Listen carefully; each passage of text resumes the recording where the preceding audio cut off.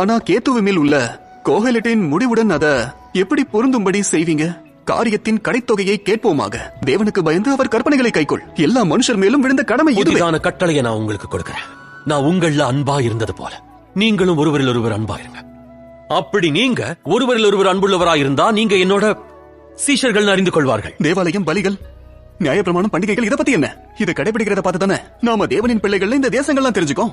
தேவாலயம், பலிகள், நியாயப்பிரமாணம், பண்டிகைகள் எல்லாமே என்னில் நிறைவேற்றப்பட்டது.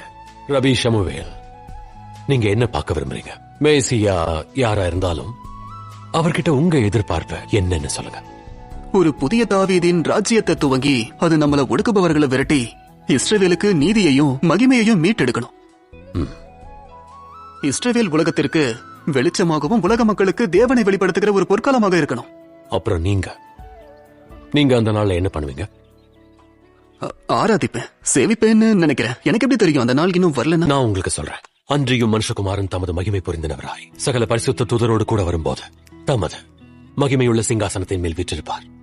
அப்பொழுது சகல ஜனங்களும் அவருக்கு முன்பாக சேர்க்கப்படுவார்கள். மேய்ப்பனானவன் செம்மறி ஆடுகளையும் வெள்ளாடுகளையும் வெவ்வேறாக பிரிக்கிறது போல அவர்களை அவர் பிரித்து செம்மறி ஆடுகளை தமது வலது பக்கத்திலையும் வெள்ளாடுகளை இடது பக்கத்திலையும் நிறுத்துவார்.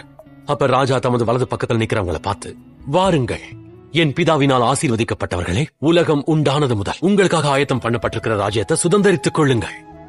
நான் அப்ப பசியா இருந்தேன், எனக்கு போஜனம் கொடுத்தீங்க. நான் தாகமா இருந்தேன், என் தாகத்தை தீர்த்தீங்க. அந்நியனா இருந்தேன், என்ன சேர்த்துக்கிட்டீங்க. வஸ்திரம் இல்லாம இருந்தேன், எனக்கு வஸ்திரம் கொடுத்தீங்க. வியாதியா இருந்தேன், என்ன விசாரிக்க வந்தீங்க. நான் காவல்ல இருந்தேன், என்ன பார்க்க வந்தீங்க. அப்பொழுது நீதிமான்கள் அவரை பார்த்து, ஆண்டவரே, நாங்க எப்ப இதையெல்லாம் உமக்கு செய்தோம்னு கேட்பாங்க. அதுக்கு ராஜா பதில் சொல்லுவார், மிகவும் சிறியவராகிய என் சகோதரரான இவர்கள் ஒருவனுக்கு நீங்க எதை செஞ்சீங்களோ அதை எனக்கே செஞ்சீங்கன்னு அவரு மெய்யாக சொல்றேன்னு சொல்லுவார். அப்ப இடது பக்கத்துல நிக்கிறவங்களை பார்த்து அவரு, என்ன விட்டு போங்க, நான் பசியா இருந்தேன், நீங்க எனக்கு போஜனம் கொடுக்கல. தாகமாவும் இருந்த, நீங்க என் தாகத்தை தீக்கல. அந்நியனாவும் இருந்த, நீங்க என்ன உங்க கூட சேர்த்துக்கல. வஸ்திரம் இல்லாம இருந்த, நீங்க எனக்கு வஸ்திரம் கொடுக்கல. வியாதி உள்ளவனாயும் காவல்லையும் இருந்த, நீங்க என்ன விசாரிக்க வரல. அப்போ அவர்களும் அவர்கிட்ட, ஆண்டவரே, உம்மை பசி உள்ளவராகவும் தாகம் உள்ளவராகவும் அந்நியராகவும் வியாதி உள்ளவராகவும் காவலுக்கு இடைப்பட்டவராகவும் நாங்க எப்ப கண்டு உமக்கு உதவி செய்யாதிருந்தோன்னு கேட்பாங்க. அந்த சமயம் அவர் அவர்களை பார்த்து, மிக சிறியவர்களாகிய இவர்கள் ஒருவனுக்கு நீங்க எதை செய்யாதிருந்தீங்களோ அதை எனக்கே செய்யாதிருந்தீங்கன்னு சொல்வார்.